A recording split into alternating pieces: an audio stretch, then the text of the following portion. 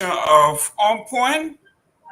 I want to be very grateful to Mr. Jimmy Eastman, Mr. Michael Padmore, and to the organization called Focus on Liberia. During my absence, my medical absence, they actually kept the flame burning. Ladies and gentlemen, before we go into the introduction, we are saying here to you there was something in Liberia lately when the justice minister said there is nothing free anymore or anywhere in the world. We should be able to contribute fully to what we do. This brings me to what we are saying. This is the end of the year. We are now coming to the very fiscal year ending. Every time you turn your TV on, Focus on Liberia is here. There's a cost to keep the lights on. What these young men and women are doing, there's a price attached to this. And some of us do not have the time to help. As the year coming to an end, I am asking you to please put Focus on Liberia in your givings. Please make Focus on Liberia a part of your yearly giving. Give something, whether it's $100 or $10 a month or $20. It makes a big difference for us or for the young folks to keep this thing going. For the past 5 years, they've been doing it out of pocket. And it would behoove us to actually, even those of us who are on the panel, at the end of the year, to send them an envelope for $100 or more if you can afford, less if you can. So let's come to the topic here today. Mr. Padmore, thank you very much for coming back. Mr. Eastman, thank you very much, as usual, for keeping the flame burning while I was out. But we have had so many burning issues as they affect our country. And today we are here to discuss that. I am Jerome Gaming, your host. Today will be no difference. There is no exception to the topics that we have been talking about. In fact, some folks are saying Liberia is the country that keeps giving, whether it's the bad news or good news. So, Mr. Eastman, I will actually ask you to please go with the list. What are the topics that we're going to be discussing today? I know they are hot. I know that we are ready to discuss. Uh, let's start with the first one here, Mr. Eastman. If you can. Okay, the first on our agenda today is should the legislature investigate the president's 48 days travel? As we all know, the president has been out the country for 30 some more days, and there are calls for an investigation by a member of the Senate in the person of Darius Dillon. The second is what difference will the CPP announced peaceful rally make? In the person of Mr. There was a rally announced for the 17th, and we will go into whether there will be any difference made with respect to that. And the third is what all explains the price of rice increase from $13 to $17. What are the causes? There's been a government bid to subsidize, but we still see the prices going up. What is causing this? And lastly, are we turning the corner with the provision of electricity? As we've heard that the Ivory Coast, or rather the consortium to bring electricity throughout West Africa, has now brought on board Liberia wholesale. Will that be a turning point for electricity in Liberia? So those are the four topics, and there's a lot of buzz around these topics, and so we should do them justice. Great. Thank you very much. Now, let's get right into the topics here. The first is this hoopla this noise from the usual suspects about the president's travel. Those who are obviously opposing the president and everything, things that the president being out of the country for 48 days through the proper channel, they think that this is wrong, and it behooves the House and the Senate to actually properly investigate. So we are back to square one. Mr. Patmore here, I know you are from the opposition here. You may like to chime in on this. Does the Liberian government need another investigation? Do we have the money? Do we have the time? Do we have the effort to delve into something that we all know it is proper and legal? Well, the first thing is that it's your supposition that it is that we all know is proper and legal. The one of the fundamental work of the legislature is oversight, and this is indeed one of those things. When a government is spending money that they're not being transparent about, money that they're not being accountable about, definitely the legislature should step in and do an investigation. I cannot go to the Ministry of Presidential Affairs and ask for the president's full itinerary list. Okay, obviously on there's some national security issues, so they cannot give it to me. But a committee from the legislature has the power to ask for that list and get the full list, including security personnel. They have the power to ask for every cent that was spent on that travel. And so yes, if the question is should they, absolutely. It costs them nothing. They work 2 days a week. The rest of the time they can use it to do their investigation. They can form a committee, they can invite people in, and they can get testimony on oath. Okay, under oath concerning this. And I think everybody, every single Liberian, including the president, should welcome this. Should welcome the idea that that legislature is working, and the people are going to know where their money is spent.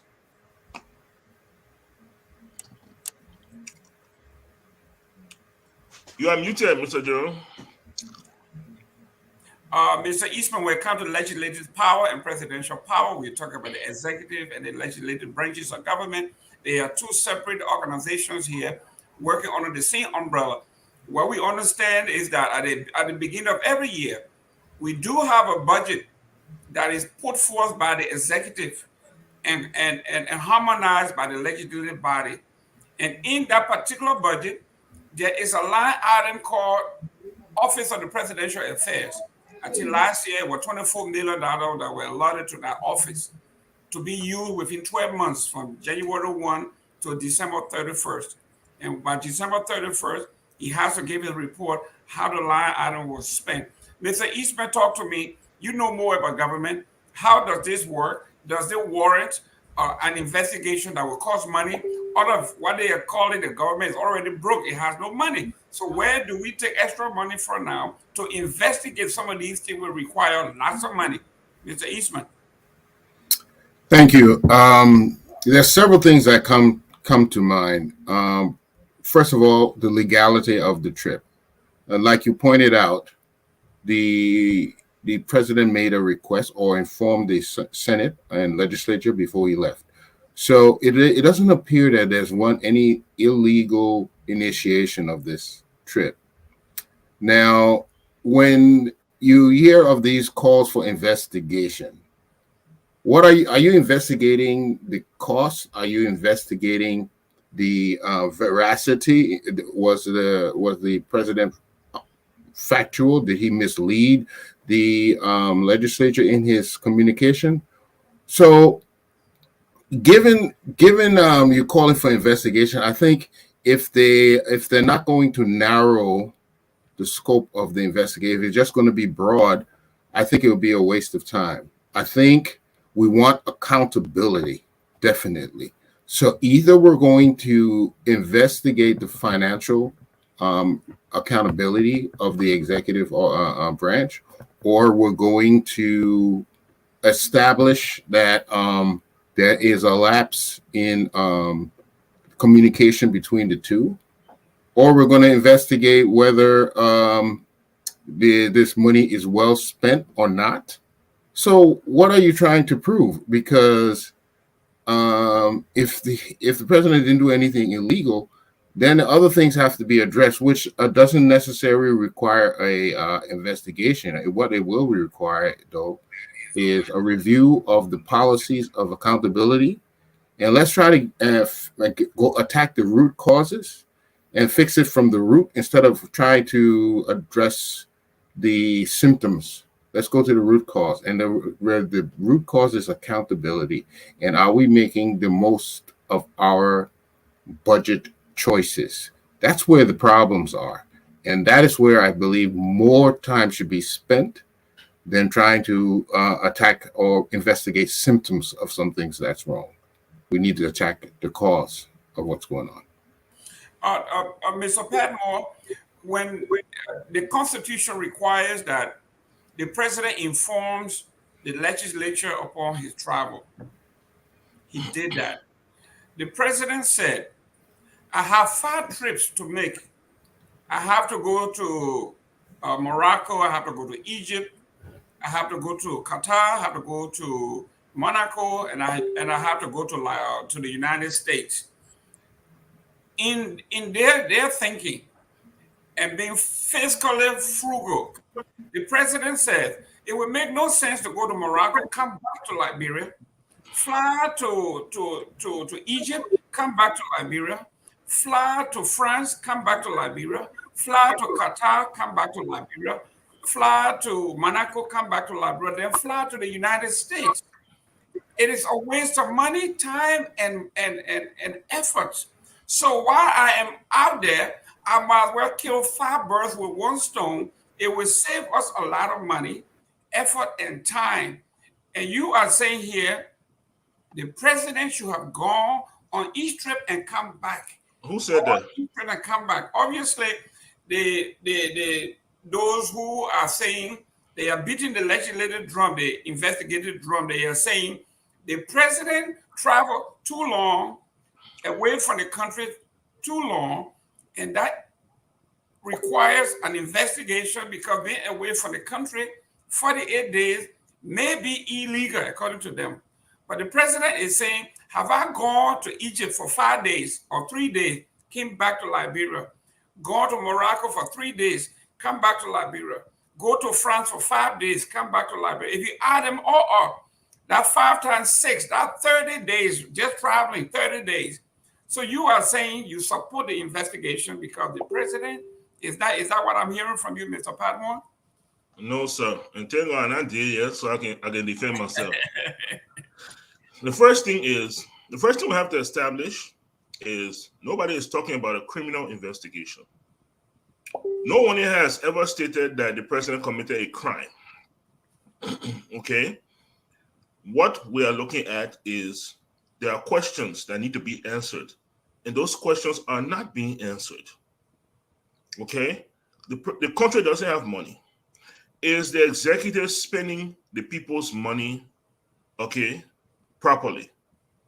That's the legislature's duty to find out. How many people are on the delegation? Nobody knows. Nobody knows this. Nobody knows this. It's a very simple. How many people? We asked who. We didn't ask who were on it. Just how many people were on the delegation. Nobody can even. The only way we'll get that answer is through an investigation. That's the only way. So this is not a criminal investigation. This is just an investigation to find out what happened. The president made conflicting. He provided the legislature with conflicting information. Where he was going to be, on what days, and for what purpose. If you look through his various letters, okay, you will see that some information is conflicting. He said he was going to Monaco for some peace, whatever, and we saw him go there for an award show where he was given a personal award. That's conflicting information.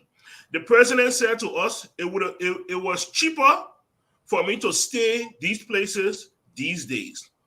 How will we know that if there's not an investigation? Just because somebody not on a plane doesn't mean money is not being spent. The president alone, when he's out of the country, gets $2,000 a day. That does not include the presidential suite that he stays in, or lodging and food and per diem for everybody else that's with him. Is it really cheaper? We won't know those things unless there's an investigation. An investigation is not just about criminality, okay, or about crime. It's also just about information. There will be a beautiful time for the legislature to investigate the president, for the president and his crew to be very open and transparent, provide all of the details. And once the legislature is done, the legislature come out with a report and say, look, we went through this, and one, the president's decision to stay was indeed frugal. He did make the right decision. Two, even though there was one or two conflicting information, we didn't see anything there that provided maybe some manipulation. So this thing can be very good for the president. An investigation doesn't have to be bad. I don't understand why in our when we hear investigation, we start to tremble. Because of this, we have not brought the War Crimes Court. Because of this, Nathaniel McGill has not been investigated. Investigation is not a bad thing. The only people that flee from investigation are people who have done wrong. But if indeed you are innocent and you've done what you're supposed to do, you should welcome an investigation. Clear your name. Show to the Liberian people that you're working for them. That's all it is. Thank you. Mr. Eastman, I think you are quite familiar with American system here. When President Obama was in power, and the opposition had the House and the House and the Senate, investigation was a form of blockish. It was a form of undermining. It was a form of degrading the office of the president. It was a form of denying the presidential appointees from being confirmed. So I think you and I, we are not any stranger to investigation, especially if it's not coming from an independent, neutral body. It's coming from an opposition that says, we didn't want you here anyway, and you don't belong in this post, and we're going to investigate you until we find something. Mr. Eastman, tell me whether in Liberia's history, in our 200-year history, whether we have ever had something called common law, which is precedents. Have we had any precedent where we have investigated Ellen Johnson, Sally Charles Taylor, Judy Bryant, William Aratolba, Todman Doe, all the way to Joseph Jenkins Rival? Have we ever done this? Please, Charmy. You are muted.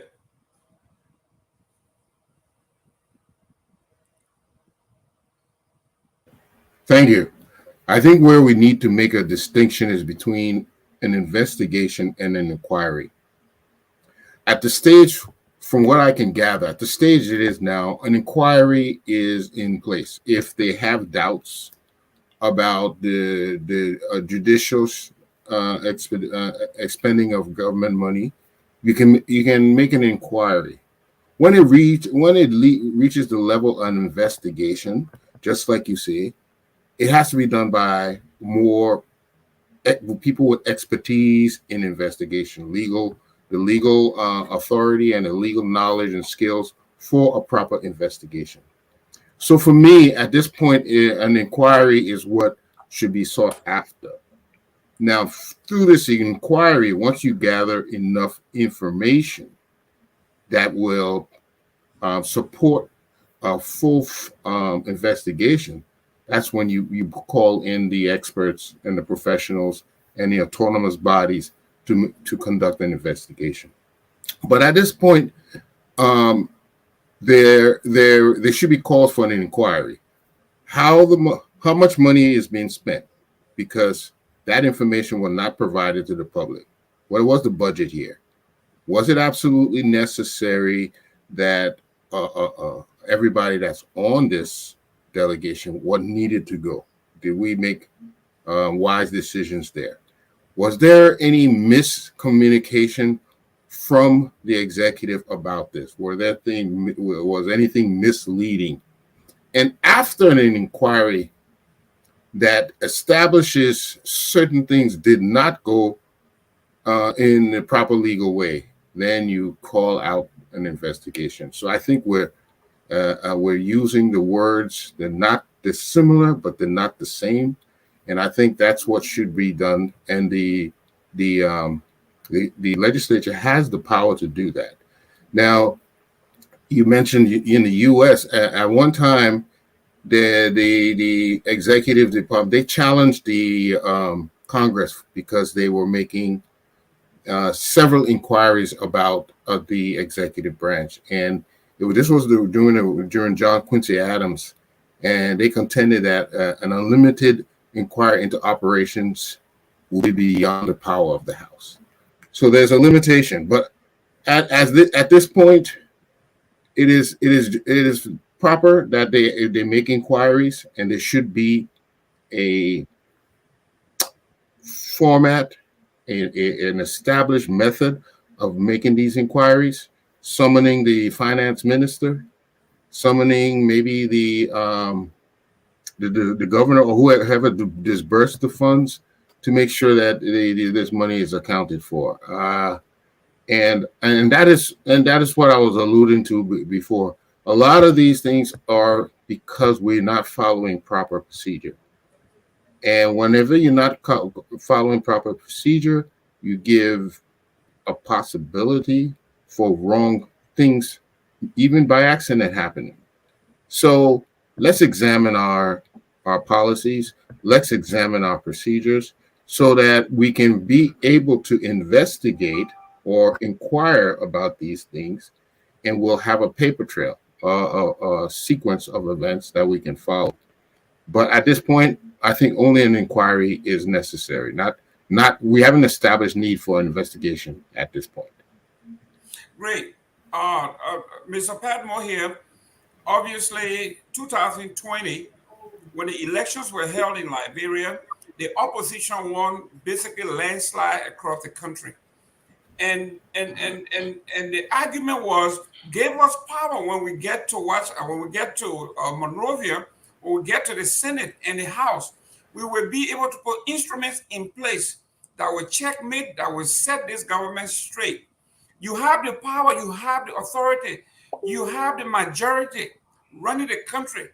What are you putting in place besides investigation to say, well, we didn't have policy and procedure rules that govern the travel of the president and spending of money and how many people on the presidential delegation? We have not done that in the past, and they have gotten away with it. So this time we are going to do it.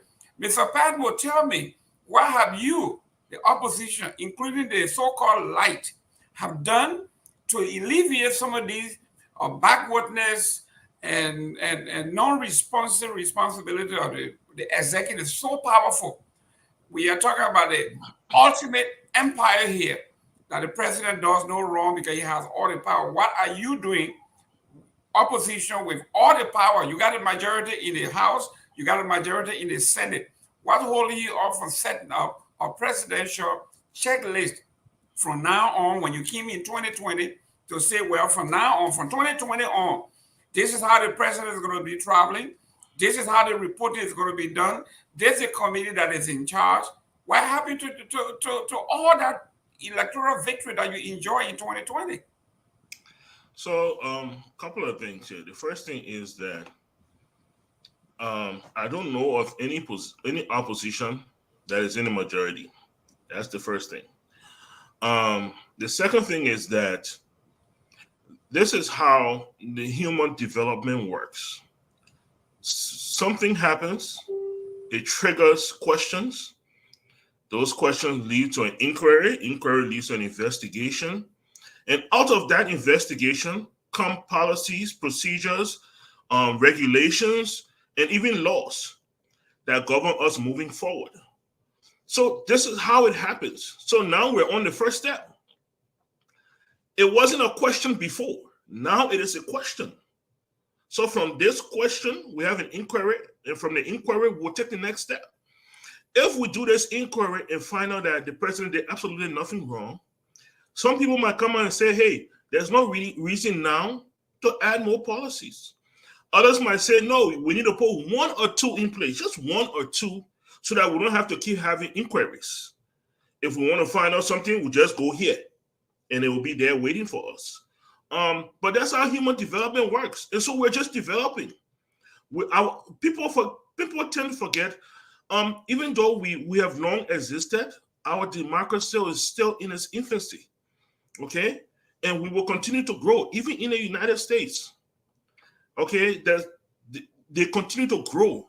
You know, if you read the Constitution, they tell you about a more perfect union. That means it is something in action. It is something being perfected. There is no end time to it. And I think this is the trajectory that Liberia is on, hopefully, where this is a development, and we'll continue to press forward. And hopefully, that all Liberians and all politicians and all political parties, including the ruling party, will also embrace this. Because what we have to understand is that the CDC will not be in power in perpetuity. There will come a time that the CDC will return to the opposition. The things that they do now, the things they accept now, the rules, the changes, the policies that they accept now will then be a tool tomorrow that they can use to hold the next government accountable. And we have to think in that regard. We have to make sure that we put things in place, even when you are in power, so that tomorrow, when you are not, you have those tools. If you suppress those things, they're going to be used against you tomorrow. And so that's how life is. And I'm hoping strongly that CDC will see this. Because if we had this during my Ellen time, I'm sure plenty of things were not going to happen. And tomorrow we might have another, Pajo or whoever else that coming after. And we want to make sure these things don't continue. So it is in everybody's interest that we see this through and we make the corrections, like my brother Jimmy said, to put into place, systemize those things, that we don't keep repeating all these things as you were listening St. Charlie King Town. So I'm hoping that everybody, every single person, every time we talk about an inquiry or an investigation into some government agency, bureaucracy, or branch, every single Liberian should tune up their ears, should become interested, and should make sure that we do this and we do this properly. It will only make the country better. It will. That all I see here is good and better. Thank you.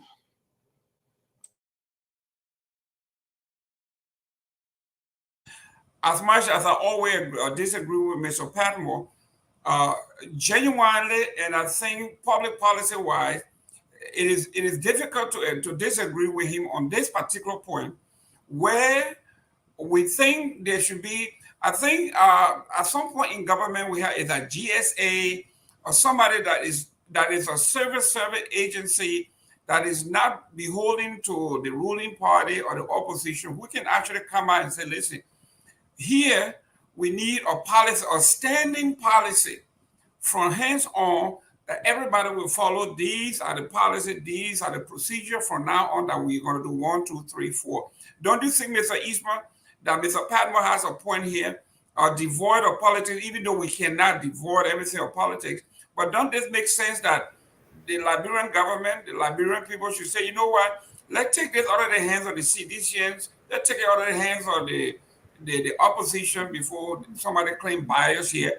But let's put together an independent organization or entity. If they already exist, let them come up with a plan of action, policy, and procedure, henceforth how we travel, when we travel, how long we travel, who travels.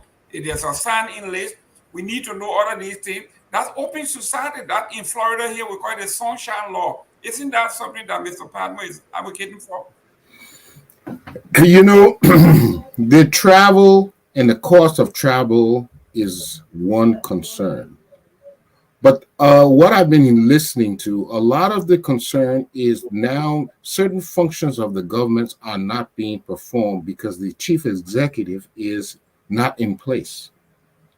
For instance, we've had an issue with the census. The census has been delayed. The executive requested a prolonged time to submit, and that has not been done. The budget is inconclusive. It is still has not been presented. It should have been presented 60 days prior to its expiration. That has not been done. Appointments, judges, there's several different things I've listened to that they're claiming is not being performed now because the executive is not in place. So the travel is one thing, but for the functions of the government or the country, we need to review to make sure that these things should not be held up unnecessarily. People have to get paid. People have to be appointed. Certain things should be able to go about smoothly, whether or not travel is allowed. I think that is where we're going to have to visit. Why we can't be on hold, for several different things simply because the executive is out. So this prolonged absence, I don't think it's just purely the travel and the cost that is concerning. What's concerning are the functions of the executive being met with this prolonged absence. So there are reasons to look into this. I've been told it's a first. There's no precedence of such an absence or anything out of illness. So this is a good time to put a square around how we want to treat travel in the future and how the duties of the executive will still be carried out in his absence or in her absence, or what should be the limitation on such travel so that the functions of the executive are not delayed unnecessarily. Jerome, if I might just give a point, let me just give an example here. Earlier on in President Weah's term, there was an issue with the central government, with the central bank. There was an issue on government taking loans from the central bank. Okay, and there was an inquiry, and people were asking questions, and we saw that was a conflict of interest because it put the central bank in a vulnerable position. The president stepped forward, and the president said, "Look, moving forward, this government will not borrow money from the central bank." Beautiful. He saw an opportunity, he put his foot down, and that was it. I think the legislature should step in and make that a law that no executive moving forward should be borrowing money. This is how we develop our society. It's not a CDC thing. It's not an ANC or UP thing.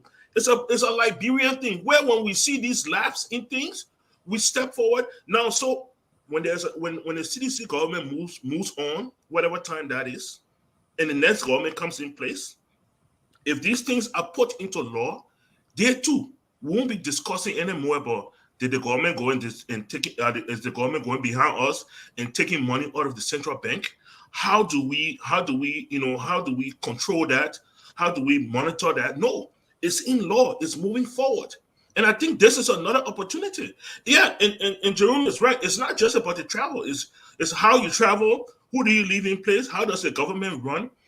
An investigation can be a wholesome thing, and they can come out of that can come out several laws and statutes and regulations moving forward. This is how we want our leader to, and it's not only a financial thing or a functional thing, it's also a security matter. It's a national security matter. I'm glad. I'm so glad that Liberia is in a place right now where the president is secure enough to leave the country for almost 50 days, and there's not an issue. All of us lived throughout the 80s.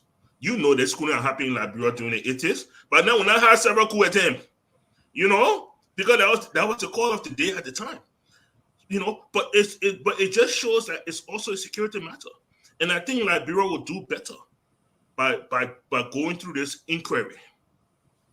Thank you very much. Let's go on to the next topic here. We will come back to the issues here about presidential travel. Obviously, 2022 is not 1980. We can run the country cyberspace. We see everything, so that's good. But it's a great point. Now let's go to the number 2 here. We are talking about the return of protests. They don't call this protest now. We are looking at the verbiage. It is now a rally. The CPP, or what left of the CPP, because when we saw the June 7 protest, it was the CPP consists of the Unity Party, Liberty Party, the ANC, the Unity Party, and everybody else that wanted to be part of the opposition came together and now had a protest. Now there's no more CPP. The CPP that is left now, it is a shell, not even a whole shell, a piece of shell of itself. The Unity Party is not part of the CPP anymore. 75% of the Liberty Party in Grand Bassa and the Bassa Belt are not part of the CPP. The CPP now is only ANC, which is Alexander Cummings and Musa Bello, the 2 men. And to make matters worse, they have now tried to make up the losses they have by bringing on board unscrupulous killers, murderers, scandalers. We are talking about some vicious killers here. They are tough talking. They are people who have come from the fact they are rebels. And I like the title of this particular rally. It's called "We Are Tired Suffering." We are talking about someone like Mr. Brown, Louis Brown, who has worked for Charles Taylor, worked for Judith Bryant, worked for Ellen Johnson Sirleaf, worked for George Weah, that was just fired 7 months ago. It took 7 months for this man to be tired suffering. What difference would this make if this for the people or Louis Brown making a grand entry for the 5th time on the scene? Mr. Padmore, this is your homeboy. This is your mouthpiece. This is the loud and talking lying murderer killer, and his name Brian. His name Brown, and we're going to delve into him. Does the message or the messenger matter?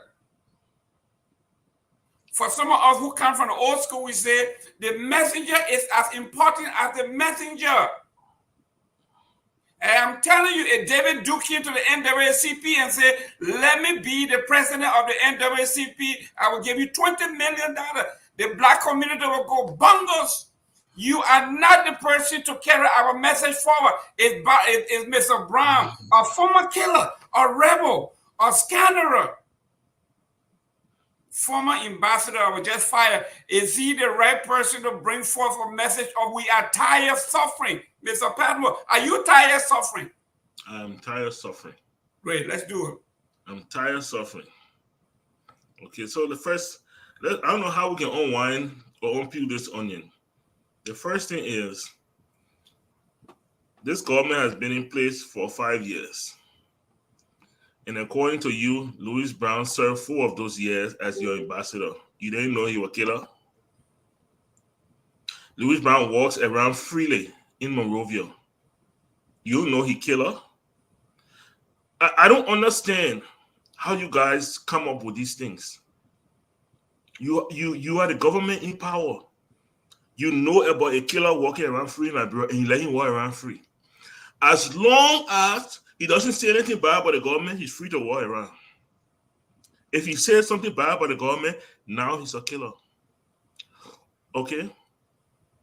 But you walk around, you present to us people like Joa Howard Taylor, the wife of Charles Taylor, the head of the NPP, the missionary that Louis Brown worked for. So you're not afraid of the missionary. The missionary are not killers. There's only one individual in there that worked under that missionary that have said, "I will stand against you guys." Now that is the killer. I don't understand. You guys are in a collaboration with NPP, the National Patriotic Party that came out of the National Patriotic Front of Liberia that murdered hundreds of thousands of Liberians. And it's not an issue for you guys. But because Louis Brown has decided this is where I will stand politically, now he is the devil incarnate. I don't understand how you guys come up with this thing. But answer the question. What different would this make? This rally is about the people. It's not about Louis Brown. And it's been made clear. If left is good for you, if you enjoy, if you're balling, if you have your needs met, and you feel satisfied in Liberia, stay home. They're rallying not for you. But if you haven't been paid for 2, 3, 4, 5 months, if the paycheck that they give you, even when you're paid on time, it can't take you from the 1st to the 10th. If your children are out of school, if you're selling in the market and you can't even bring enough money home to cook for your family, if you're a pimping rider and you can't even make enough to pay your boss man before you take some home for yourself, if you are a student and you're struggling with it, this is your rally. This is your country. This is your cause.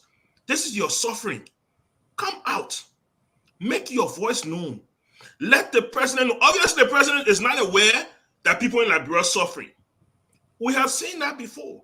Presidents sometimes, a bubble is placed around them and they lose track, they lose connection with the people. And in those instances, it is obligational on the people to come out and remind the president, you work for us. You made certain promises to us. We are suffering. You have a duty to help relieve us of some of our suffering. That's all that is happening here. Why are we politicizing the suffering of the Liberian people? Great. Mr. Eastman, I like this debate because we said it.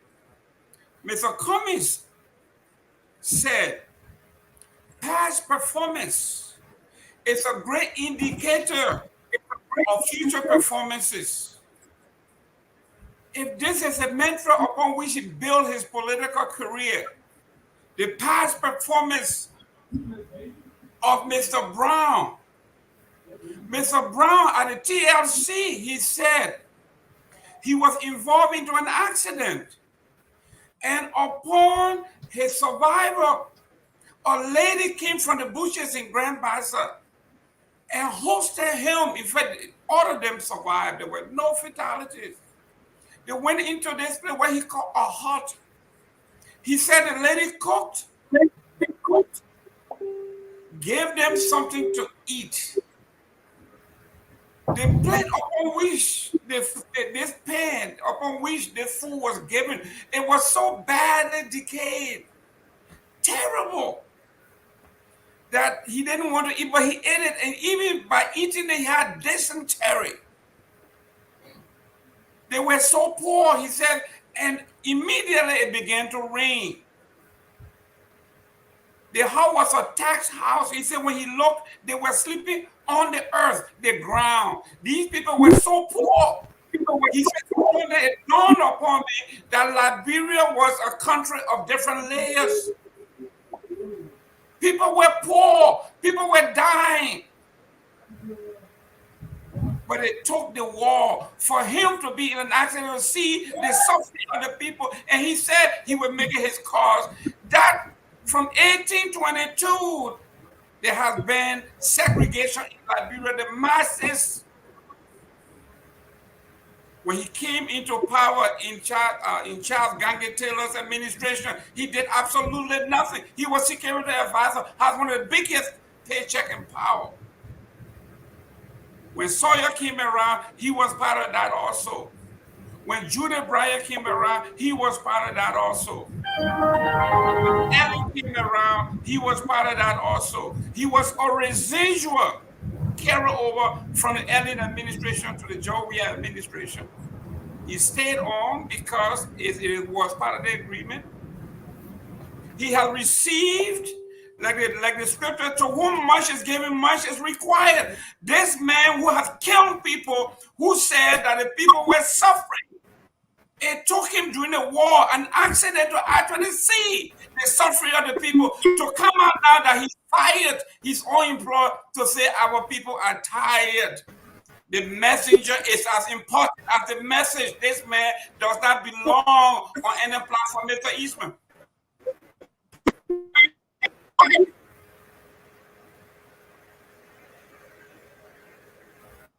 Mr. Eastman, are you okay? I think he's frozen. Mr. Patmore, let's go back to you. This man said he have never seen suffering like he did. Mr. Eastman, are you okay? No, Mr. Ismail is not okay. Okay. So now the people are tired. Yes. Okay, go ahead.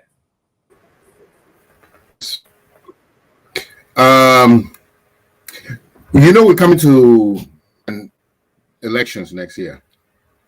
I think we're going to see a lot of rallies. And this is, you can tell this is political strategy that is being employed here. First of all, we in Liberia, we call it shaking tables. You want to bring about awareness. You want to keep your party active. You want to keep them in the news so that people begin to respond to the party. So one way to keeping your movement active is to champion the need of the people, the cause of the people. Remember the big scene back in the 1980, in the cause of the people, the struggle continues. In other words, the military junta established that everything we're doing is in the cause of the people. So they got the support of the people. So it's evident that this rally, we tire suffering, is for the people. It's telling everybody, all who tired suffering. So what are you asking? I think the question is it going to make a difference? Well, two things. One, it all depends on how government reacts to it. The wrong reaction can cause something like this to become popular, as we saw with the student union protest the other day, where one of the students were illegally hurt and by counter protesters.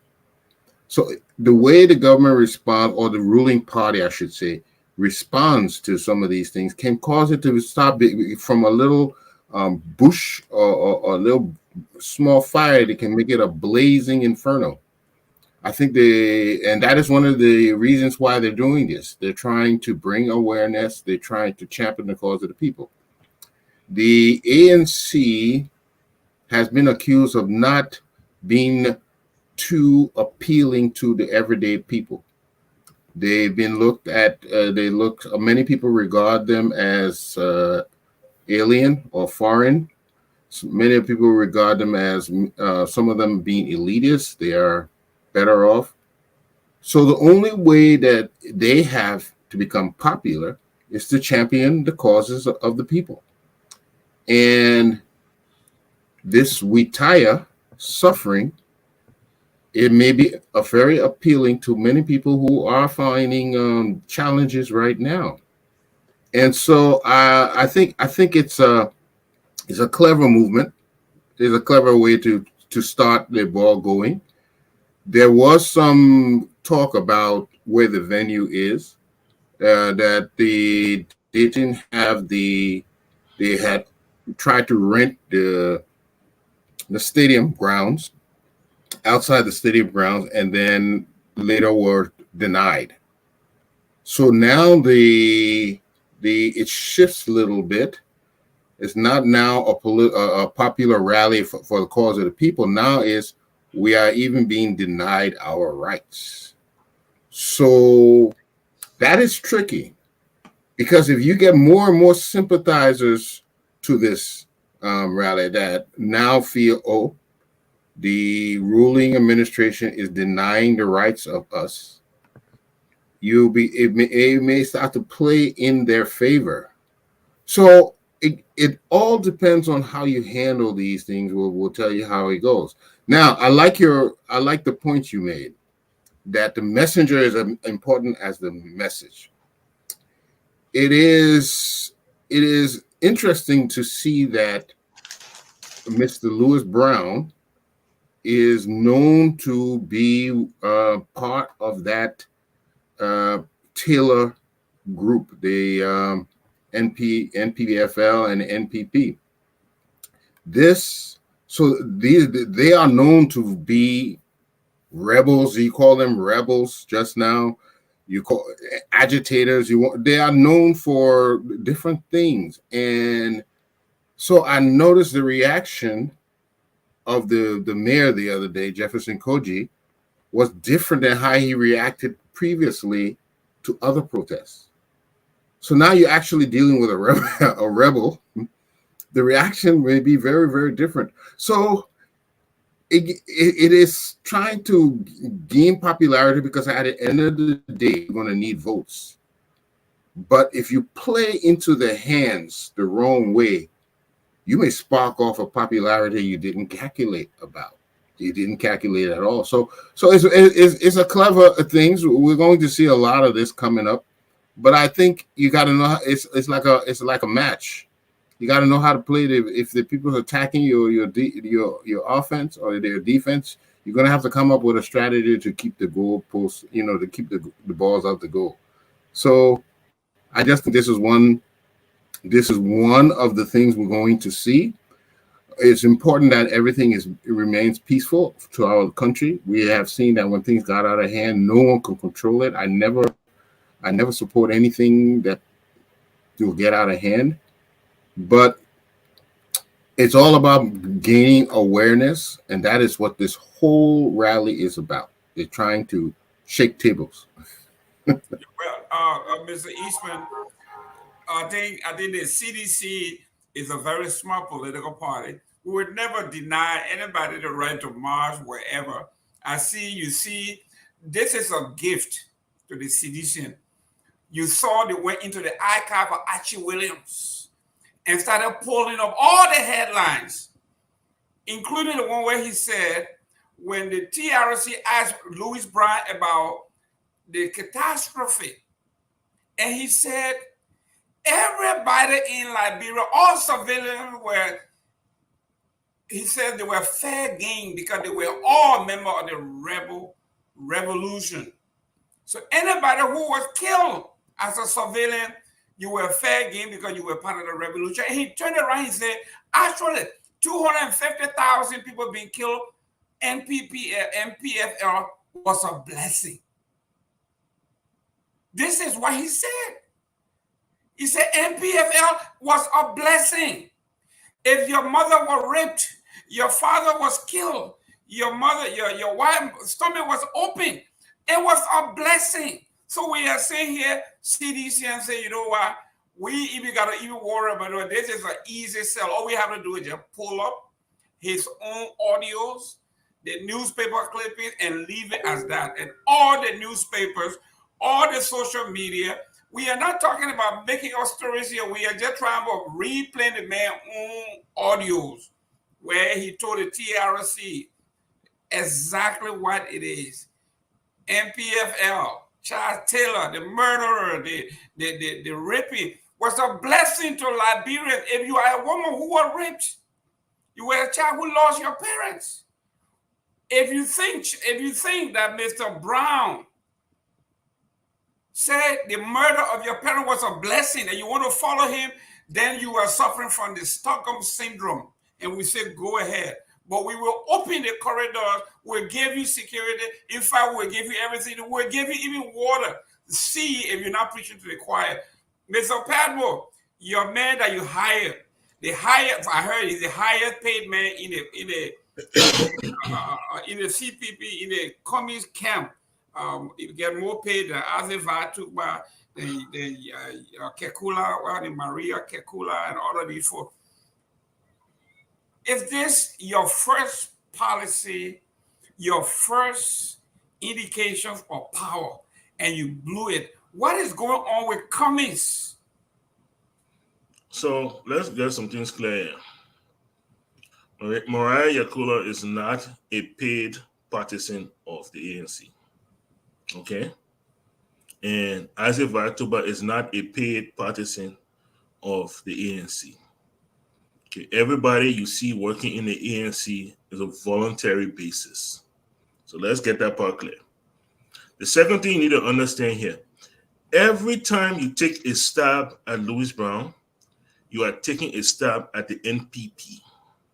The NPP is in a collaboration with the CDC. Every time you stab at Louis Brown, it's a two-edged sword. You are stabbing at yourself in your collaboration. Every time you bring to question the past of Louis Brown, you are bringing to question the past of the NPP. And every time you play tapes, you bring photos, and you talk about the NPFL, you are talking about Joa Howard Taylor, Cyril Allen, Eugene Len Nangbe, all of these people that are working today with George Weah. You can have Emmanuel Shaw in Qatar, and then you're talking about Louis Brown. It can't happen. You can't talk about Louis Brown working with every single administration, and Eugene Nangbe is head of maritime, and he was in the last administration information minister, and then youth and sports minister, and we can go down the list all the way back to the NPFL and burying the rebel from Sierra Leone, General Mosquito. Look, y'all stop this thing. Like Jimmy said earlier, y'all have an opportunity. The way y'all play your hand, y'all would turn a mere rally into a revolution.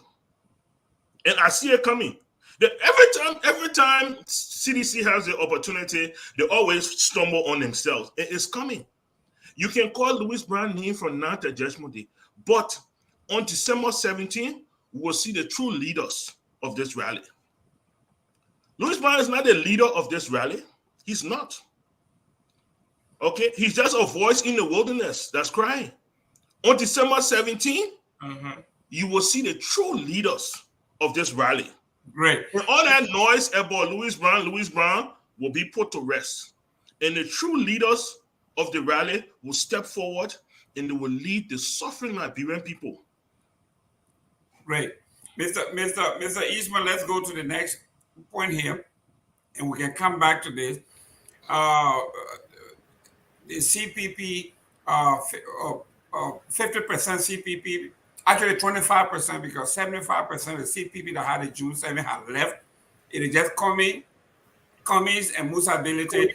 Thank God they added Louis Brown. So it's a three-man show. I know the Nyobli Kanga, the Dillons, the Grand Bastard, that whole thing. I would like to see Joseph Boakai on that stage say, hooray, hooray. In fact, CDC have never done anything with the NPFL. We're dealing with the NPP, the National Patriotic Party. We are not dealing with the rebel faction that you have inherited, the bones that you have unearthed, the cluster you open, all the bones that are falling out. We will help you bury them. But anyhow, let's go to the next one here. What explains the price? I mean, Mr. Padmore, this is, I want your expertise on it because you are a very astute businessman. We've been talking about this rights issue since before you were born, before maybe I was born. Everybody been talking about this rights. What explains the rights increase in Liberia from 1350 to now 17 or 1750? What is going on here? Is this finally the Liberian people, through the leaders, are now realizing that the subsidy of rice cannot be sustained, especially as our population grows? There is no way we can continue to subsidize rice. I think we've been talking about since President Weah alone came to power. We heard about I think something around $90 million they have expended. Prior to that, we don't know how much it was, but the guess estimate here is about $90 million. That's about $9 to $10 million every year, sometimes $12 million every year to subsidize rice, because rice have become has always been a political commodity. What now is the call for them to say, you know what, we're not going to bite the bullet. We are going to, just increase the price of rice. You are a businessman, you are an astute man, devoid of the politics. You have always made some very sound business or decisions here. What is the cause? Why now? Well, basically, this reality has caught up with the government. That's all what it is.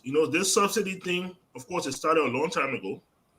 I remember even during the time of President Doe, when the press of when we switched to the Doe coin, and we saw for the first time in Liberia's history that the Liberian dollar and the US dollar became inequivalent. And we saw a hike in the price of rice. And out of the same fear, because that's what has driven this. This is not sound economic policy. This is fear. We don't want to anger the Liberian people. We've seen the Liberian people not care president for their business. So every administration, when it comes to rice, they act out of fear. And so we saw Samuel Doe also do the same thing to subsidize the price of rice. Of course, it didn't last. Eventually, rice went up from $25 to $35. This is just reality. The price of gas has gone up. The price of cement has gone up. The price of candy has gone up. Remember, we used to buy candy 5 for 5. You cannot buy candy 5 for 5 anymore. Under what delusion did we think that we could keep rice at a certain price just for the rest of existence? It's not normal. It's not natural. The income has changed. Nobody was making $2,000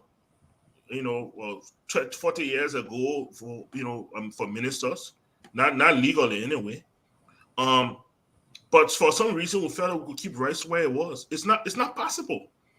The reason why Liberia has the cheapest or sells the cheapest for rice in the sub-region is because it is artificial. It's artificial. Now, that is the business sense of it. You allow market forces to determine price. That's what you do. But the government has a responsibility. Because we understand that the standard of living is going to keep rising, the cost of living is going to keep rising, the government has a duty to provide the economic space so that the economy itself continue to better itself, so that the people can keep up with the rising cost of living. Even in the US, you've heard people complain that salaries are not matching with the cost of living. It is a phenomenon across the world. That's where government comes in, and they create those tragedies, those opportunities, so that if you are making $100 5 years ago, hopefully you're making $125, $150 now. So that when rest price go up $2, $3, you can afford. When housing goes up, you can afford. And that's what it is. And this government and the past government have not been able to do that. And instead, they have poured, I dare to say, hundreds of millions of dollars into a project that was doomed to fail from the beginning. I have to ask the question, where would Liberia have been if instead of pouring all these millions of dollars into rice subsidy, if they had poured this money into agriculture and said, look, we here, rice is going up. Let's take this money and in the next 5 years, let's turn around the agricultural sector of Liberia. And today, while you are preparing for elections, the president could have unveiled and said, look what we've done with the agricultural sector. That is the question that CDC will have to answer.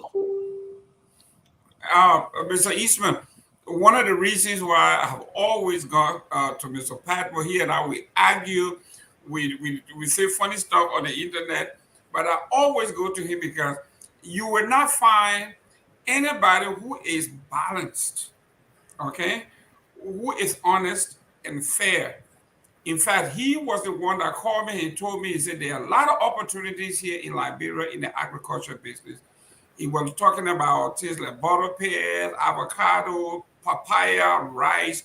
We are talking about commodities that we need not just grow, but you need to first find a buyer, establish a marketing plan that, listen, if I went to Walmart and say I want to supply papaya or mango, do I have enough to supply a chain like Walmart or Aldi or any of those major chains? Or do I go ahead and start planting my arrow in mass, and then when it's ready, I don't have the market to sell it, don't have the plant, and then it's spoiled in my hand. So this is a young man who actually had the ideas, and he always talking about, by doing this, we are going to employ more Liberians. He talking about 500 to 1,000 per farm. So we are not talking politics here. We are talking about, Liberian folks will say, I can't tell you my plan because, you will steal my idea. Yes, like those, you just come out and take somebody's idea and run with it. It doesn't work now. You need to have a business plan. There's a lot of work that goes into it. And he's working. Every time you talk to him, he's coming up with new ideas. Liberia, from time immemorial, one of the things that I applauded President Weah for was the international community told him, say, young man, you are popular. Your people love you. In the beginning is when you make the difficult decisions and then you have time to correct them. And he did the salary harmonization. People thought, I thought that there was going to be a riot in the street. They did that, and they are working on that. I thought from the beginning, this right thing would have been one of those that they tackled. But like Mr. Patmo said, rice is like a boogeyman. They are so afraid of these rice issues to their own detriment. They have not tackled it. We are talking about $90 million just on a president. I'm not talking about Ellie. $90 million, $100 million if you have put it into farming. If you have put it into farming, it's easier said than done. But this particular group of consortium that the president put together, including the marketeers, the pen writers, and everybody, came together and said, Mr. President, this thing about subsidizing the rice is not going to hold. You are selling the rice here, $13, because of the ECOWAS economic growth policy. You can take your rice in bulk, buy it in Monrovia, and take it right across the border and sell it for $30. Who wouldn't want to do that? So here we are, like Mr. Padmo said, the reality is setting in. We can no longer do this. Not only are we trying to keep the right price down, but we are spending more money mining the borders to make sure right doesn't get through. And that money you're spending on security could have been put right back into the economy. So this year, it has no politics attached to it. This is a Liberian issue. I'm a seditious, and I'm telling you, the president, now the reality is kicking in. They are coming to it, but this subsidizing of rice have never worked. It will never work. I don't care how long you do it, Mr. Eastman. I have to agree with Mr. Padmo on this, and you and yourself. What determines price? It's demand and supply. But let's look at the elements of supply. One of the inputs of supply is cost of production. If your cost of production is going up, in other words, before I can make this thing, before I can bring this thing to you to consume, it costs me more. So how will you keep that price down? You cannot, because it just costs more to produce. Gasoline has all the factors that go into producing this has gone up. So naturally, your cost of production has gone up. And you are not willing to supply in a market at the same price, because your profits are, you may even lose, and you may not even have any profit. But we have gotten used to simply doing what other people did before. It's not working. Just what you said. Just this bandage thing that they started a long time ago to be subsidizing instead of putting money into local production. It was never going to work. and now the chickens have come home to roost, just like you said. Now it's come home to roost. We cannot afford to be. There's another harmful part of this subsidy. That capital, we are buying something that is not local. So all that, those millions and millions of dollars are leaving the country. At least if prices were going up locally from locally produced food, the money is staying here. We're buying locally. But I don't care how much money you pump in there, it's just going away. One of the reasons they started the Dogecoin that Mr. Padmore was mentioning, because there was a exodus of a lot of capital. There's no way. We had a liquidity problem. So one way to solve the liquidity problem, in other words, keep some money in the bank, is to change some of the money, change over to Dogecoin. So they had at least a certain amount of money circulating within the local market. That way, the liquidity problem was easing up slightly. Okay, so that's the reason. You have to be able to keep money in the country. If all the money leaves, and you're going to have problems. You cannot control the U.S. dollar. We have permission to use it, but we cannot control it. It's a pity that we haven't put enough effort in local production. Definitely, we should come to the people and explain this to the people, that my people, this thing we're buying from abroad, the people are not selling in the same price again.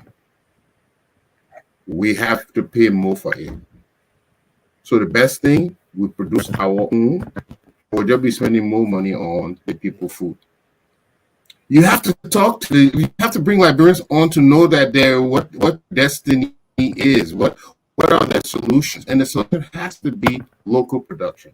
We're not doing nearly enough.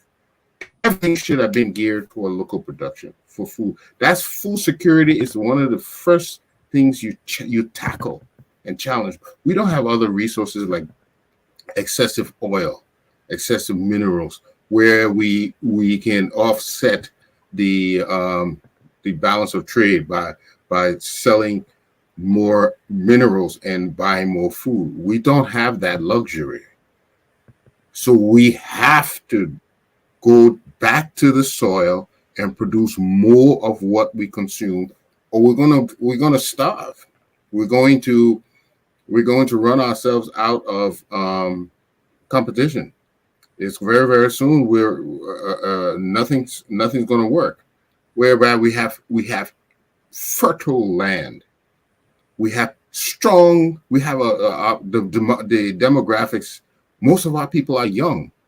You have young people, fertile land, but we're not putting any of that to use. It is every day we're asking for loans. Our government is depending on loans to meet salaries. That alone is telling you we're doing something wrong. You take loans when you go to the bank, Mr. Jerome. When you take a loan, what are you going to take it for? To invest. You don't take it to pay salaries. Well, you're not getting anything back. I don't understand why the priorities are set the way they are, but it may have worked for one administration or one time, but if it's not working for you, then you have to have a radical change in the way you do it, because this chicken's going to come home to roost, and you might still be in the house when they get there. So we have no choice. The writing's on the wall. We have to produce, and we're not doing nearly enough. We talk about roads. Roads are necessary to get produce to the people. But how are we doing it? Are we coordinating agricultural production with the road fixing? We can't just fix all the roads. We don't have that money. So you have to target your roads along with agricultural agricultural production, so that the little resources you have, you start to generate things right away. Once you start generating right away, you can take that money generated and put it somewhere else. But if you go build a whole lot of roads and have not begun generating income otherwhere, you have a lot of roads, but you have nothing to eat. In fact, the people, one of the things in Liberia is, yeah, you build road, but what we eat, that road we eat. Well, So you have to coordinate these projects. You have to be strategic. Even the electricity, we're going to get into the electricity. Even the electricity you bring, are you coordinating these development projects with income producing industry and strategies? That's how you do it. It's not random. It has to be a coordinated effort targeted specifically to raise industries that will self-generate revenues and also create jobs. And that is how you approach these things. But it's not superficial. You can't just say, I'm just going to produce roads or I'm just going to bring electricity. What are you tying in as well? Because at the end of the day, it is to generate more production in the country, your GDP. You want to raise your GDP, you want to raise your revenue. And so you can't take your eyes off the ball. The eyes is your eyes is not to build juice roads, it's to generate more production in the country. That's the whole purpose. Not just to fix roads, not just electricity, but to stimulate the growth production in the country. And if you haven't coordinated those things, you've done really nothing. great. You haven't done anything. Great. Mr. Eastman, let's hit the last point here, and we'll get into the point here. We'll be talking about electricity here. I know before we get into that, we have to make this clear. We all saying the same thing here. I think the weakest branch of this government is information dissemination. You and I were not around when FDR was president during World War II here, right after the war. His information, his propaganda machine created something called a fireside chat. Every weekend, the president will sit in the White House on the radio and tell his people, this is what happened. My people, the depression is here. I'm doing this. Just bear with me. I cannot put chick in every pot. But sooner or later, we're going to find our way through this. And he begged for patience. He begged for understanding. He begged for how things are going to happen. And he's coming with this new deal that will help. And the people listen to him because every Friday, you turn your radio on and you hear the president speaking a little colloquial, not Harvard type of Princeton type of English, but regular English telling you folks, I bear your pain, I know where you're coming from, but these are the things we are doing. And when I look at the Ministry of Information in Liberia, and the president cannot get his message past Cinco. And when they brought this man, they call Remy, whatever his name is, with this long Liberian resume, as usual, long resume, colleges and trainings and this and that. And Liberian people, we are always impressed with resume, long one.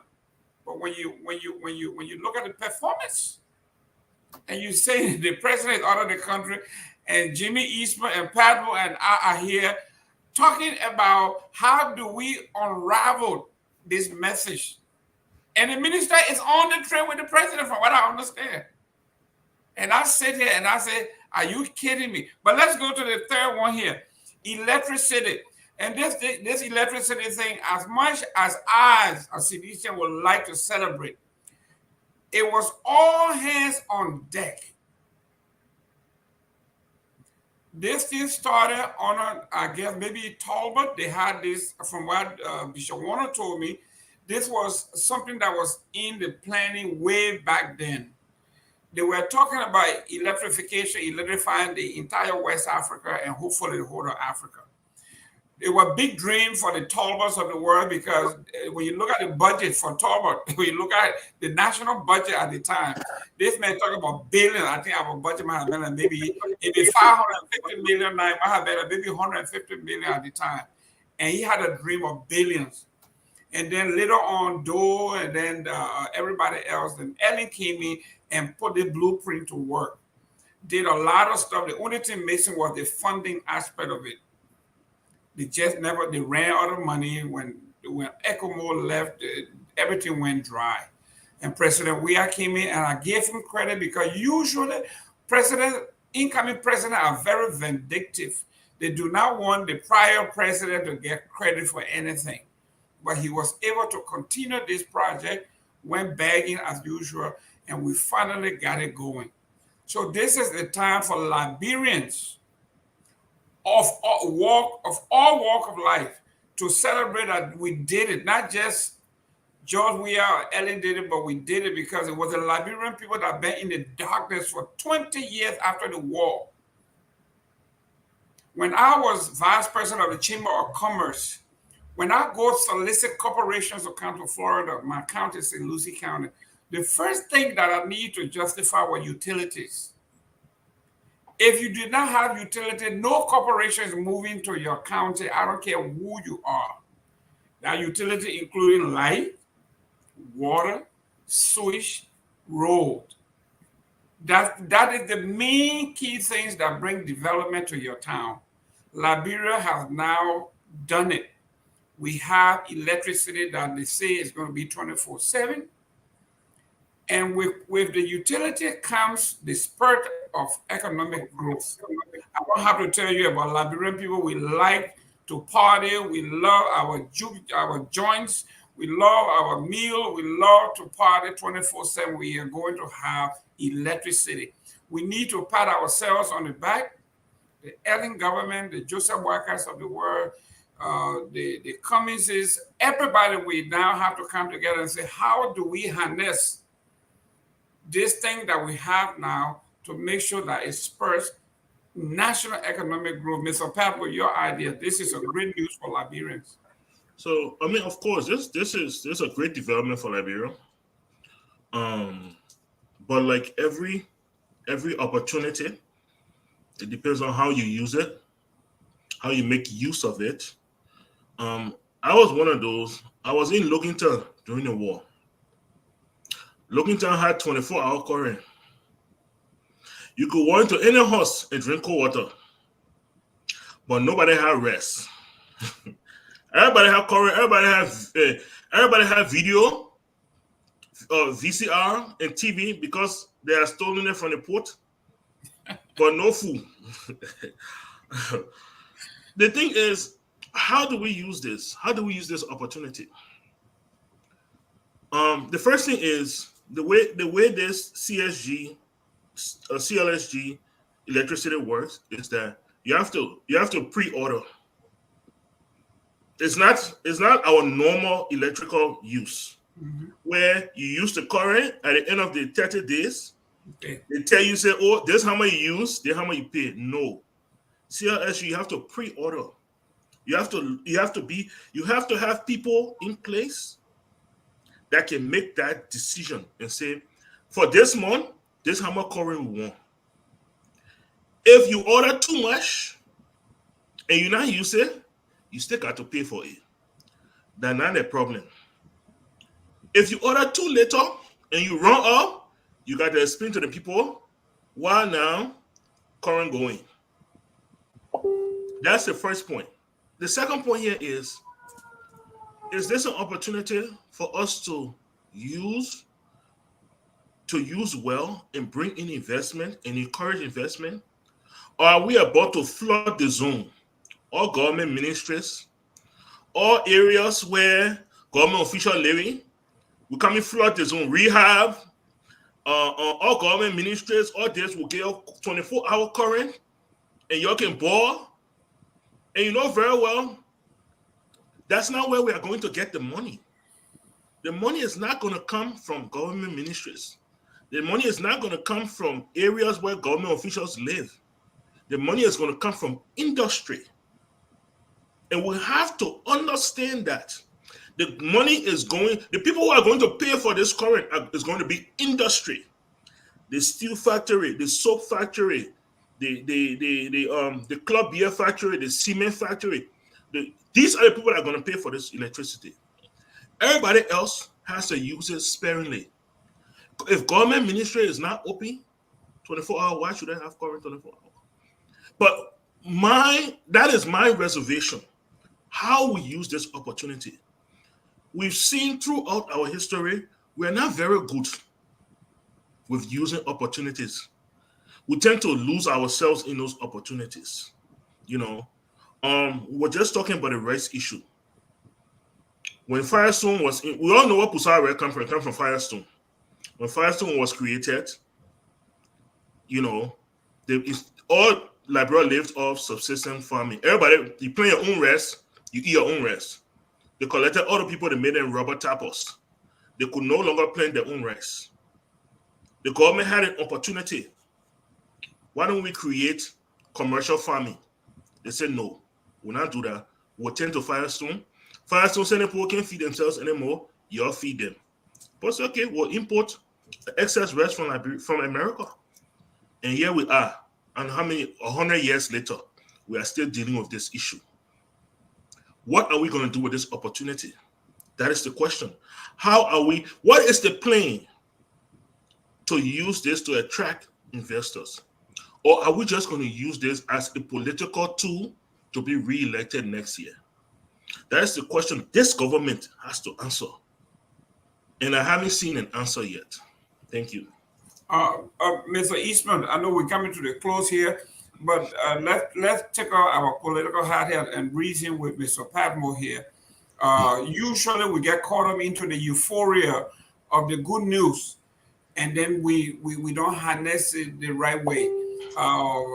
And what bothers me was last week when Mary Bro was out there in the streets, and we are seeing churches stealing power.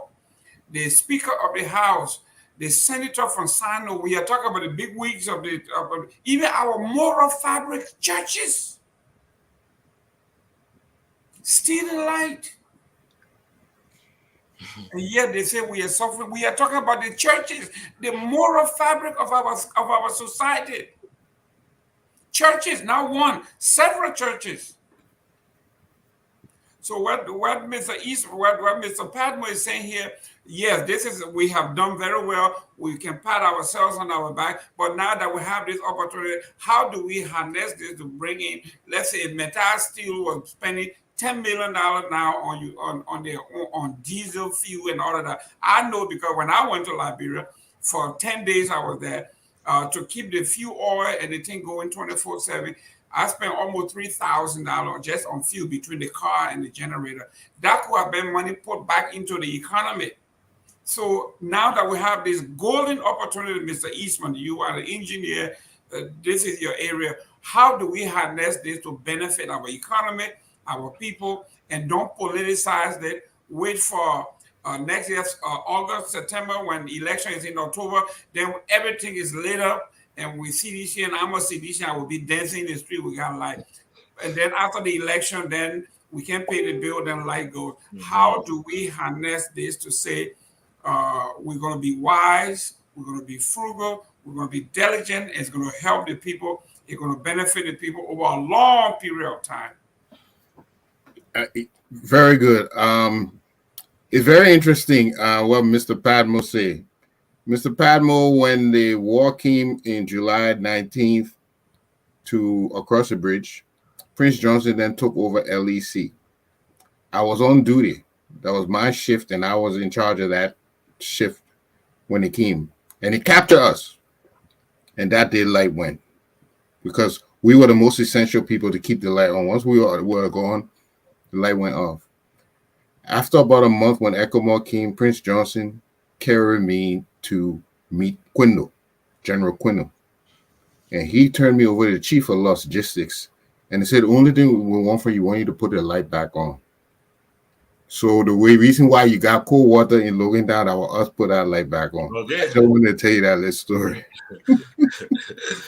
But yes, this brainchild, this is our brainchild, actually, this whole consortium. We were supposed to be producing electricity. We also build capacity so to produce more electricity to feed the grid, and we were going to get revenue from the sale of electricity. Unfortunately, we never really built greater capacity. We've been through war, but at least now that the electricity will be available, yes, just what you said, Mr. Gaiman, it will lead to it can enable industries to now function, to now increase production. at least because it's available. One of the primary things that investors look at when they want to bring investment to your country, the availability of electricity, the availability of water, the labor pool, those are the key factors. So yes, the fact that now we're going to have 24/7 electricity, yes, that's a good thing for Liberia. But just what you said, how will we use it? When we were producing electricity before the war, one of the, just what you said, the industries, the embassies, the factories, those were our main customers. They were paying the mill bills. The people we had problems with was government paying bills. Ministries didn't pay bills. It's not just now. This thing didn't just happen the other day. It's always been the case. Government doesn't pay their bills. And so if you didn't have those industrial customers, we hardly could break even. We did a study in electricity a long time ago and figured that I think the best way for the cost of production, we produce most of our electricity is hydro. We do some thermal production in the dry season, but thermal production is very much more expensive. Hydro is the one of the cheapest way to produce electricity. So, and even with that, when you combine thermal production and hydro production, there was about 35 cents a kilowatt hour, and the average Liberian could not afford that. So, in other words, you have to have just what Mr. Padman was saying. You have to have industrial customers to be able to balance the bill, the cost of bringing electricity to people. So that is the thing here now. What is the plan? We have a Minister of Lands, Mines, and Energy. These are the people who are supposed to be rolling out the plans. They have to work in coordination with maybe the Liberian Investment Commission, with the Commerce Commission. They need to work in hands and come up with a plan. There needs to be, and you need to make this available to Liberians. Let we see what is there. Now that you got the electricity here, it's not done. Just what we're talking about, the roads, it's not done. We just started. There's a lot of more work that needs to go into this thing. A lot of more planning needs to go into this thing. It's not a political thing. So don't talk about, I don't want to bring opposition in or all that sort of crap. You need experts. And I think that is where, if I have any criticism at all, I don't think we have enough Liberian experts taking part in running our country right now. If you don't bring on the experts, if you will not be able to accomplish these things, because they bring the ideas, they bring the know-how, and they can formulate the plan. A person may want to do well, just like you, Mr. Gamey, you always want to do agriculture, but you're not an agriculturist, a farmer. So even though you want to do it and you love to do it, you have your limitations. You have to bring an expert who knows how to do it. Then you'll work together. If we bring experts in to show us how to harness the available electricity in here, and they don't have to be from any party, we will realize the benefit of this. But it's a must. It's an absolute must that we get people who know how to build this thing up and bring our economy up, because now we have available electricity 24/7. I know the business people will be happy. I see hotels closing, many people closing down businesses because the inavailability of electricity. Hopefully with this electricity is available, they'll make it better for these people to operate, and they wouldn't have to close down their businesses. One last thing I will submit is, beside the power that comes in now is transmission. We have to distribute that power. So we're going to need to build distribution lines to bring the power to various customers throughout the. That has been a problem. My understanding has been several years now since I've left the power company. But my understanding that we don't have enough distribution lines to take the electricity all over that's going to be a challenge. But that can be accomplished, because We can get someone to companies to build the distribution line, and they reap their returns from it. And at the same time, we can be in partnership with them. So that can be done again, but you're going to not need someone who just wants to be a head of a company or head of an institution.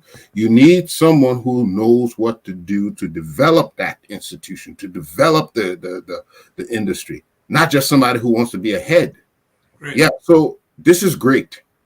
This is another opportunity. And the question is, how do we do it? We need to bring Liberian experts on board. That's Thank it. you. We've been given 5 minutes here, so we got 5 minutes left. So we cannot go to our comments. We will not be taking any calls.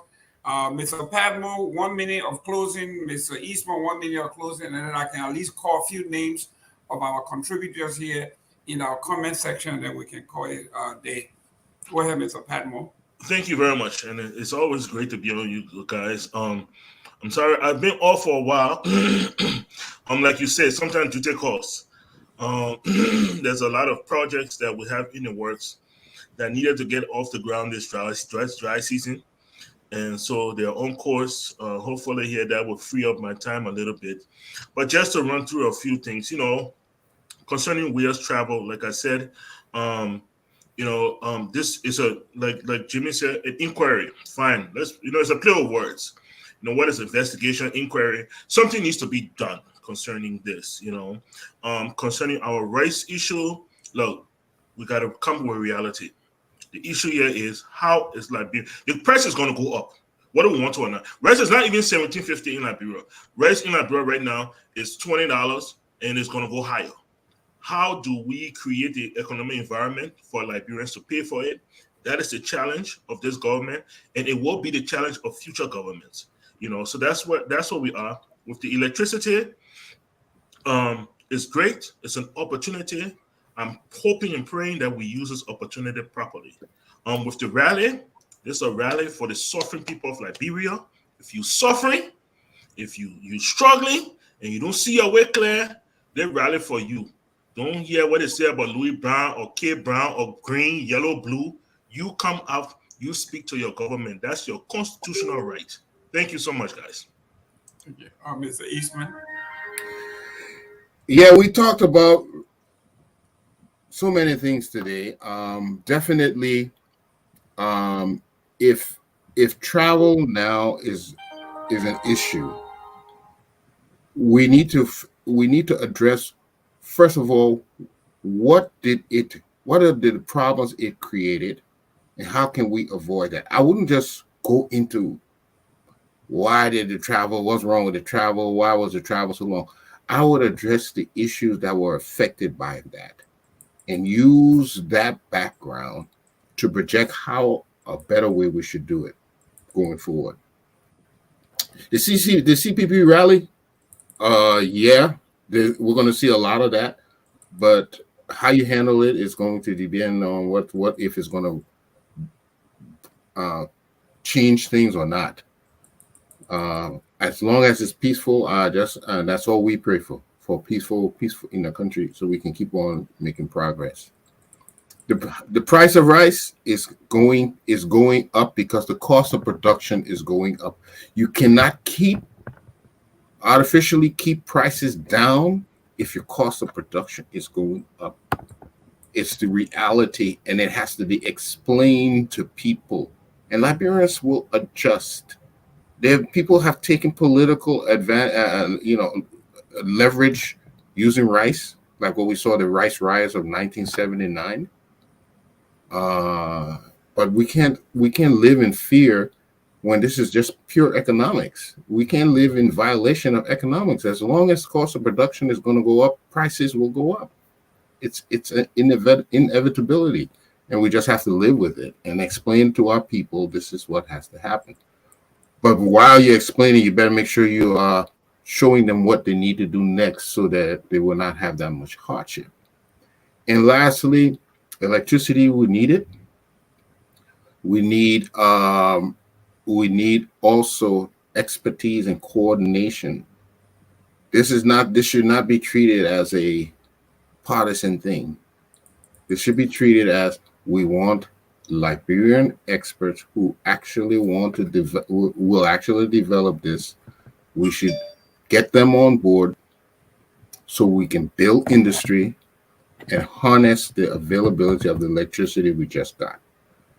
It's a great thing that has happened for us, and Liberians are ready to work together, but we can't ostracize anybody. Okay. Thank you very much, ladies and gentlemen. It was good talking to you. Mr. Padmo, welcome back. Mr. Eastburn, thank you as always. We have run out of time. Mr. Gizima, Wallman, Armstrong Java, Peter Solo, Jefferson Coco, all of our fourth Cristiano King. We are Liberians.